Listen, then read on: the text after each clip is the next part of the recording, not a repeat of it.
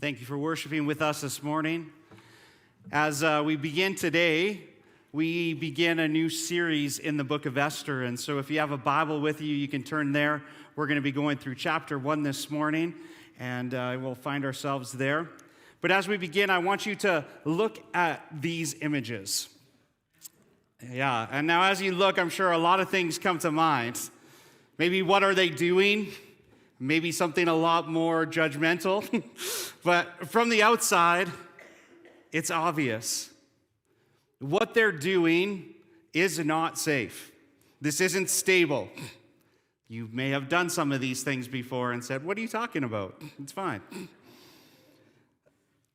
I would venture to say it likely is not going to end well. And yet the person in the image, or if you found yourself in a situation like this, they still find themselves climbing, still reaching, still trusting that what they have put together will be strong enough to hold them. And in some ways, I think that's what makes this the most unsettling. The problem isn't just the structure, but it's the gap between what is actually true and what they believe is true. See, from the outside, the instability is likely clear. But from where they stand, it feels manageable. It feels controlled. It feels like it will hold at least long enough to get what they want. What they believe will hold doesn't just stay in their thinking, but it shapes how they act, how they respond, and how they will try to stay in control. And I think if we're honest, that's not just something that we see in images like this, but it's something that we experience in life. We trust what looks like it will hold until it doesn't. See, we live in this world that runs on visible power, positions, titles, influence, authority. And we assume that what looks strong actually is. We trust what appears stable, what seems in control, and what gives the impression that everything is being held together. And most of the time, we don't question it because it works until it doesn't. But every once in a while, there's this rub and something shifts. A decision is made that doesn't make sense. Leadership fails. Something we trusted doesn't hold the way that we thought it would. And in that moment, I believe something deeper begins to surface. And that's exactly where the book of Esther begins. As we step into chapter 1, we're introduced into a world where power looks impressive, structured, and in control, but underneath, something very different is happening. What begins to emerge is that there are two kinds of power at work in this world: what is visible and what is hidden. And as we'll see this morning, they are not the same.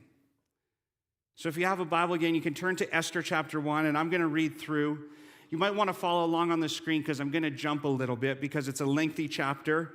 And so I've just kind of taken a few sections throughout that will help us this morning in our understanding. This is what we read. This is what happened during the time of Xerxes, the Xerxes who ruled over 127 provinces, stretching from India to Cush. At that time, King Xerxes reigned from his royal throne in the citadel of Susa.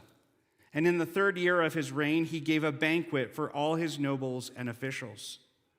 For a full 180 days, he displayed the vast wealth of his kingdom and the splendor and glory of his majesty. When these days were over, the king gave a banquet lasting 7 days for all the people, from the least to the greatest, who were in the citadel of Susa. Queen Vashti also gave a banquet for the women in the royal palace of King Xerxes. And on the 7th day, when King Xerxes was in high spirits from wine, he commanded to bring before him Queen Vashti, wearing her royal crown, in order to display her beauty to the people and nobles, for she was lovely to look at. But when the attendants delivered the king's command, Queen Vashti refused to come. Then the king became furious and burned with anger. Since it was customary for the king to consult experts in matters of law and justice, he spoke with the wise men who understood the times. According to the law, what must be done to Queen Vashti, he asked. Then Memucan replied in the presence of the king and the nobles, for the queen's conduct will become known to all women, and so they will despise their husbands and say, King Xerxes commanded Queen Vashti to be brought before him, but she would not come. There will be no end to disrespect and discord. Therefore, if it pleases the king, let him issue a royal decree that Vashti is never again to enter the presence of King Xerxes. Also, let the king give her royal position to someone else. Then, when the king's edict is proclaimed throughout all his vast realm, all the women will respect their husbands, from the least to the greatest. He sent dispatches to all parts of the kingdom, proclaiming that every man should be ruler over his own household. Here we have in the book of Esther what begins with a spectacle.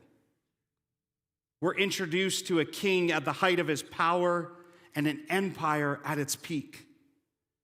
For 180 days, 6 full months, the king gathers leaders from across this vast empire and puts his wealth, influence, and authority on display for all of them to see. Now, this is not simply a celebration or a moment of indulgence, but it is strategic, it is intentional, and it is deeply revealing. See, historically, this moment is tied to something very real. As Karen Jobes notes, this gathering likely corresponds to a war council where Xerxes was rallying support for a military campaign across his vast empire. Excess was being used as a tool of political control and consolidation. What we see in Xerxes is not unfamiliar. It's that same kind of visible power, but just on a very much larger scale. And the scale of this empire matters. You can see a little bit of it here on this map. Again, as the text said, it stretched across 127 provinces, from India to Kush. It was bringing together Egyptians, Babylonians, Persians, Medes, Greeks, and Indians, all under one rule, each with their own language, their customs, and way of life. This wasn't a single nation, but it was a collection of nations. And historians estimate that nearly half of the world's population lived under this empire. That's tens of millions of people spread across this enormous and diverse landscape. I share that with you because there's this truth. Holding something like that together required more than authority. It required belief. And for Xerxes, that belief had to be constantly reinforced. Power had to be seen to be believed. Because if people began to question his strength, then his control would begin to weaken. So Xerxes creates an environment where his greatness cannot be ignored. Day after day, over these 6 months, he showcases his wealth, his resources, and his authority so that those under his rule remain convinced that his power is absolute. Now, at the height of this display, he calls for his queen, Queen Vashti. But she is not summoned as a partner or a person. She is summoned as part of this presentation. She becomes another symbol of his greatness, another way for him to reinforce his image before those that were watching. And as Karen Jobes notes, she effectively becomes a living trophy of the king's glory. But in one moment, everything shifts as Vashti refuses to be brought out on parade.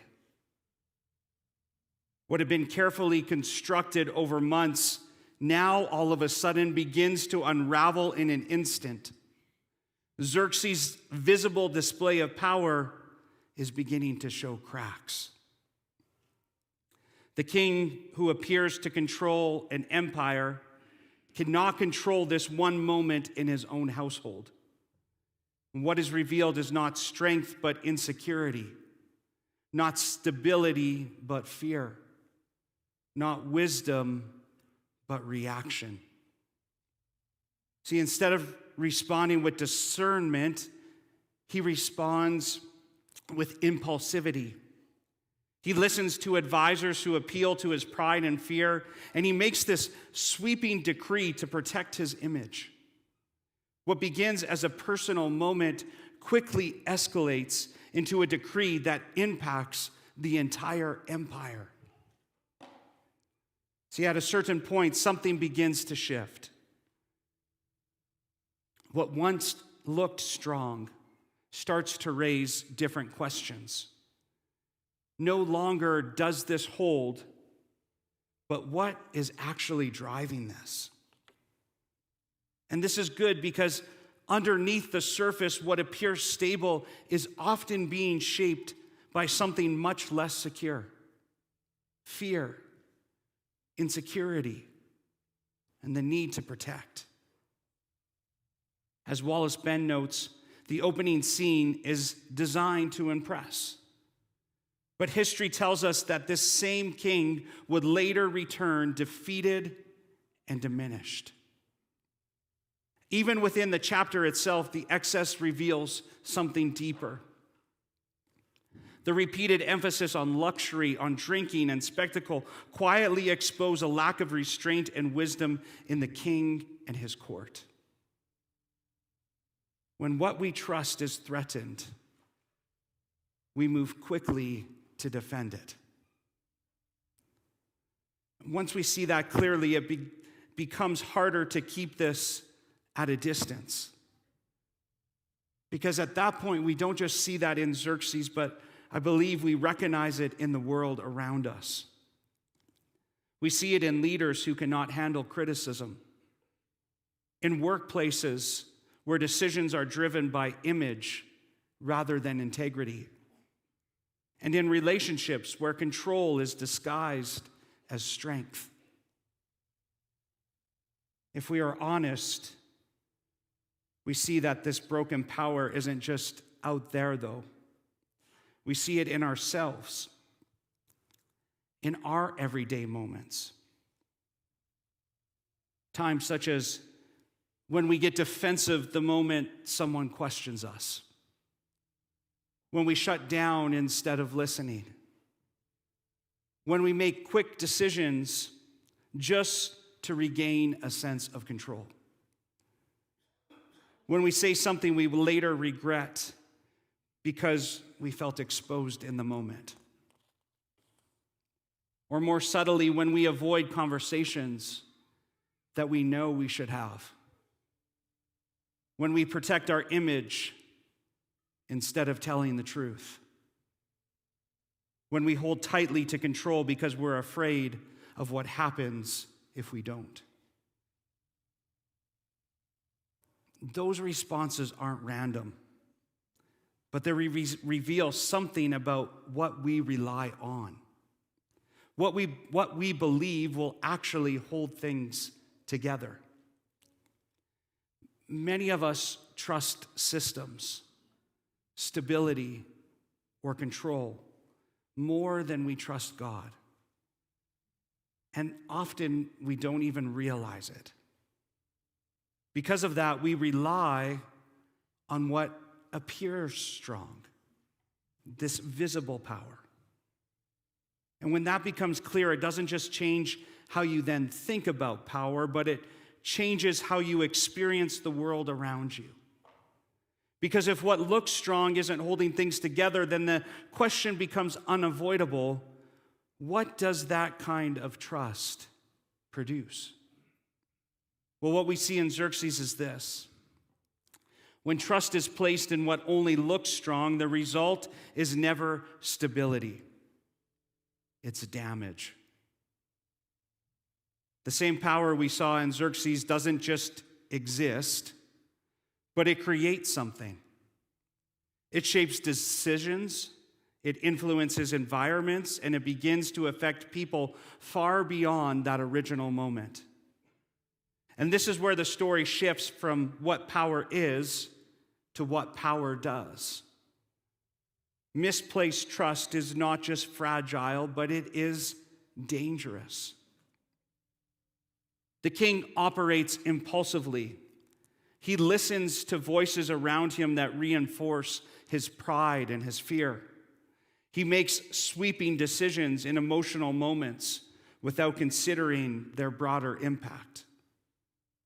As one commentator describes it, this kind of power becomes unpredictable and unsafe. When authority is driven by insecurity rather than wisdom, the consequences spread far beyond the original moment. Broken power does not stay contained. It spreads. For Xerxes, what begins as a personal conflict becomes a decree that shapes the lives of an entire empire. This wasn't just about Vashti, but this became law. What started as a moment quickly turned into a policy that affected people across these provinces, cultures, and communities. And in this, we see that this kind of power doesn't stay personal, but it becomes structural. It begins to shape systems, expectations, and norms. It starts to define what is acceptable, what is expected, and what is enforced.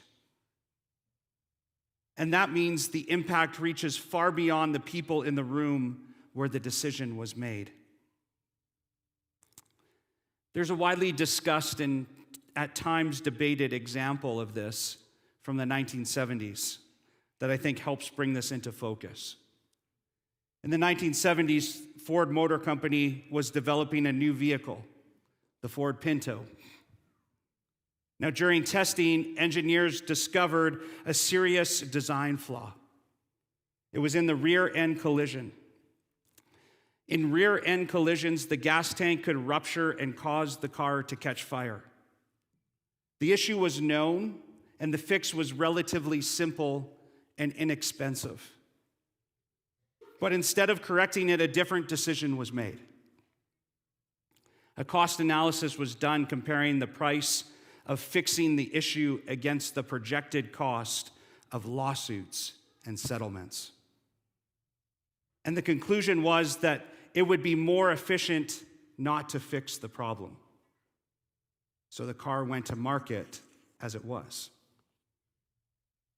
See, the people who paid the price then were not the ones making the decision. They were not the executives, not the people in the room when the analysis was done, but it was ordinary people, drivers, families, individuals who had no idea that a decision had been made that would directly affect their safety. Now let's go back to Esther. The same was true for the people of that kingdom. Most people in this story didn't make that decision, but they were going to live under it. Across the empire, households would now be shaped by this sweeping decree by King Xerxes. Wives, families, and communities would feel the effects of a decision rooted not in wisdom, but in fear. What was normalized in leadership would begin to be reflected in everyday life.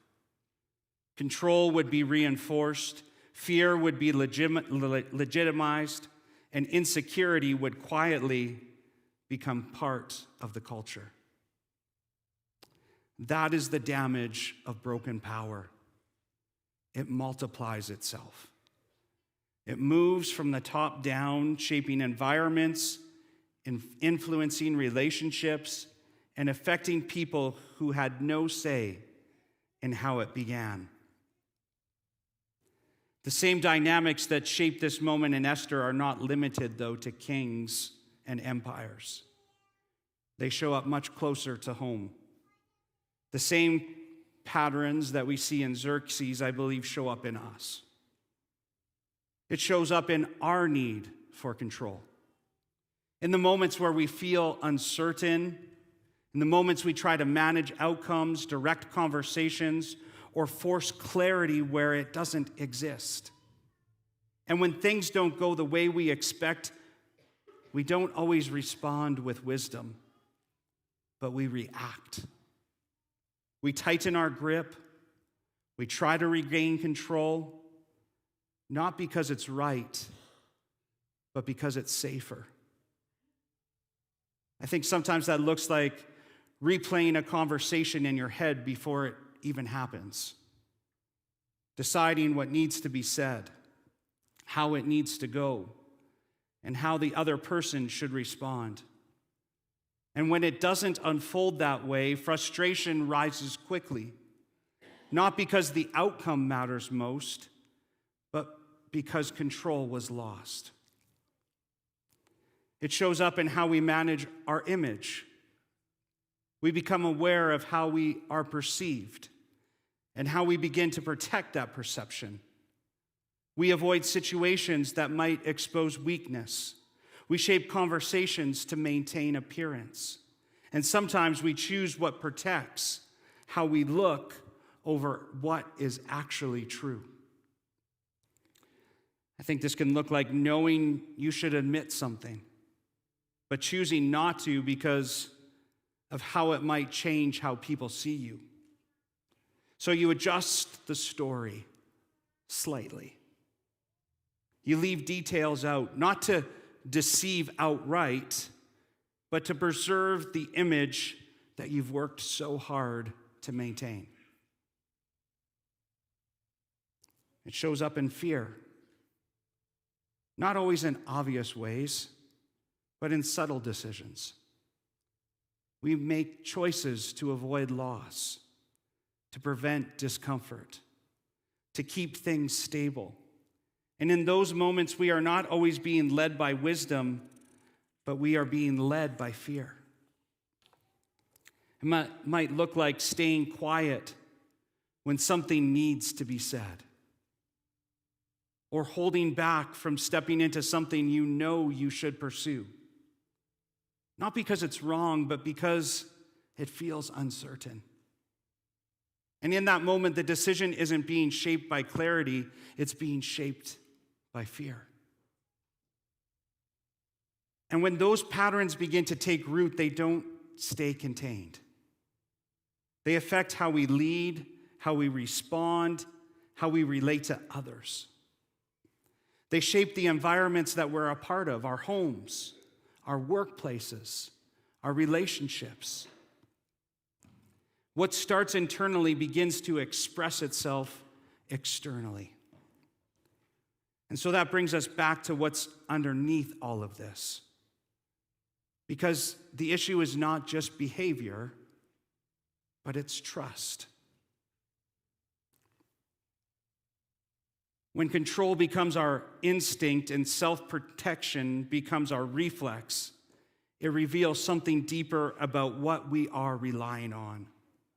It exposes what we believe will actually hold things together. Whatever you trust, you will protect. If you trust control, you will protect it.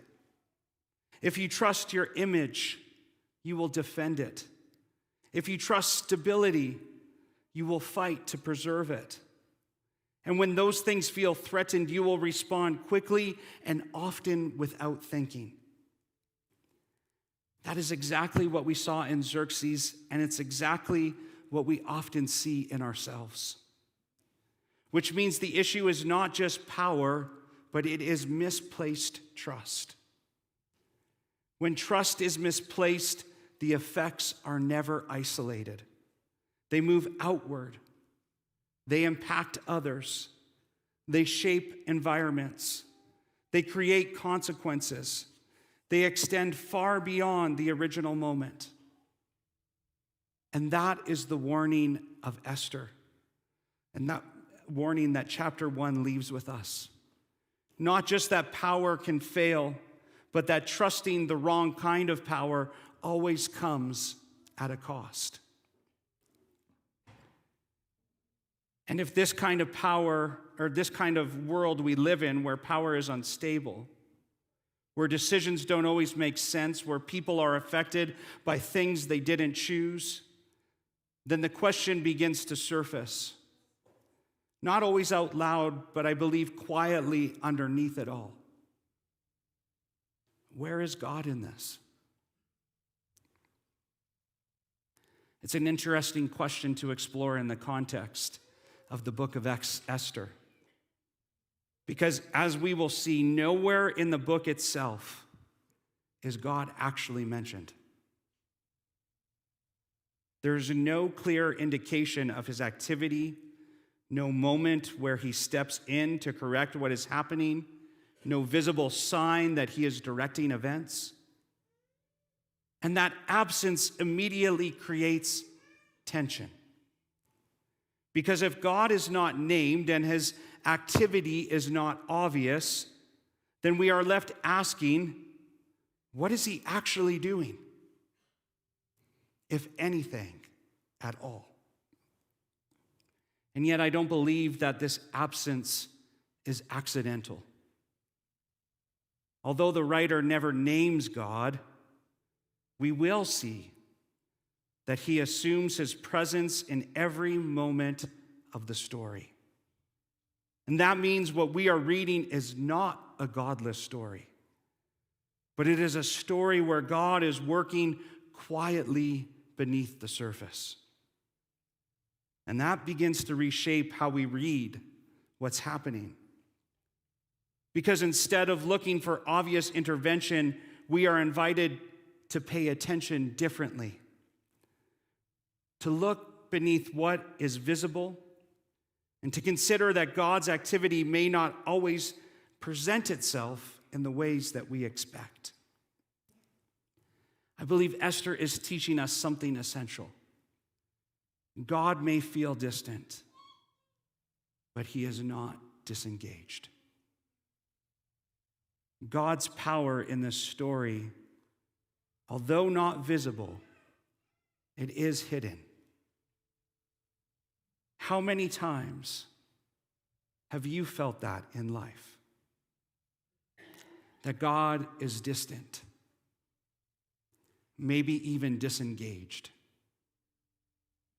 For many of us, we've had moments where God doesn't seem obvious. Moments where you've prayed and nothing has changed. Where you've asked for direction and the answer didn't come. Where you've tried to do what's right and the outcome just didn't make sense. And in those moments, the question isn't always spoken out loud, but I believe it's there. Where is God in this? Some of us have asked that question recently. Not as theory, but because something didn't turn out how we expected. Something didn't resolve as we had hoped. Something we trusted God with didn't unfold the way that we thought it would. And what makes that even more difficult is not just the situation itself. It's the lack of clarity around it. No clear answer. No obvious direction. No visible movement. In these moments, I believe the question must shift from where is God in this to will we trust him even when we cannot see it?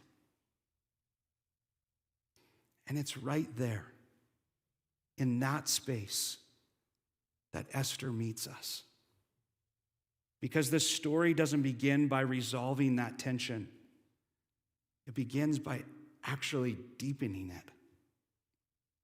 As Karen Jobes points out in her commentary, this will be an anchor throughout our series. The narrative of Esther does not simplify human behavior or present clear-cut moral categories. Instead, it portrays a world where decisions are often mixed, imperfect, and at times questionable. Yet God's purposes continue to move forward within that complexity. That forces us to wrestle with something deeper. Because if God is at work here, he is not working through ideal circumstances or perfectly clear decisions. He's working through complexity. In other words, God's sovereignty is not limited to ideal conditions, but it is at work even when human motives are unclear, when decisions are messy, and when outcomes are not what we would expect. God's purposes are not limited by imperfect circumstances. That doesn't mean it always makes sense. It doesn't mean we always understand it. But it does mean we trust God even in the uncertainty. I'll invite the worship team to come as we close. See, even in this chaotic situation in chapter 1, the king's insecurity, the advisor's manipulation, the escalation of personal conflict is unfolding within God's providence. And yet, that doesn't immediately remove the tension. It doesn't suddenly make everything clear. It doesn't answer every question we carry, but instead it leaves us with something different.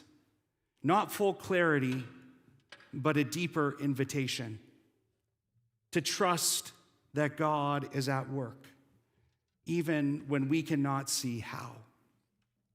And to wrestle honestly with what that means in the kind of world that Esther has just shown us. See, Esther 1 introduces us to two kinds of power. Visible power, kings, empires, authority, and control, but also hidden power, God's providence, unseen work, and quiet direction. And throughout this chapter, one looks strong while the other remains unseen.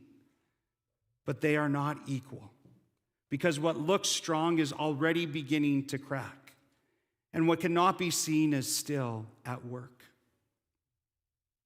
Every one of us is building our lives on something we believe will hold.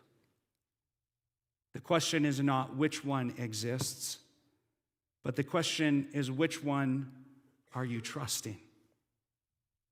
And that's not just a question for a moment like this, it's a question to carry with you. Because you will walk into situations where something looks stable, but underneath it is not. And in these moments, the question is no longer what looks strong, but what and who you trust will actually hold.